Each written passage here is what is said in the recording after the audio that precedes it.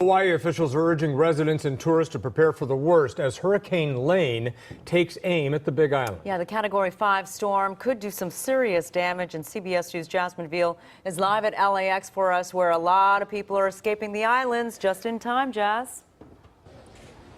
Yeah, just in time. Jeff and Sharon, look at this. A lot of tired passengers this morning arriving from Hawaii, getting out just in time. Many of them actually had to cut their trip a few days short, paying hundreds of dollars just to be here this morning, as Hurricane Lane could make that direct hit, causing, like you said, serious damage by tomorrow and Friday. Take a look at the forecast models that show Hurricane Lane as it strengthened to a Category 5 storm yesterday. His maximum sustained winds of 160 miles per hour. Passengers, though, arriving here at LAX from Hawaii, they are relieved to have left when they did. Flights are booking up. They're getting very pricey. In Hawaii, you have officials trying to get the word out as early as possible to residents and tourists to plan for the worst and to go out and get those supplies.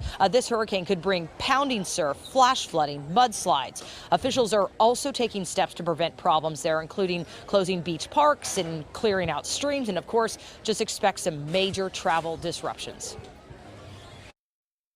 We're just lucky to be back and that nothing passed by us.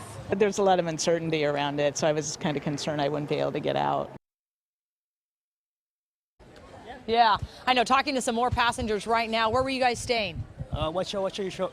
We were gonna meet. Okay, they're on the move, but yeah, a lot of these families, again, Jeff and Sharon saying they got out a few days ahead, but one lady had to pay $500 for her ticket, which she was supposed to leave actually on Sunday. So I know a lot of people disappointed. And listen to this, according to the National Weather Service, Hurricane Lane right now is only the second Category 5 storm to come within 350 miles of the state. The last one was back in 1994. I'll send it back to you. So I guess the airline's not making any accommodations for those passengers, right?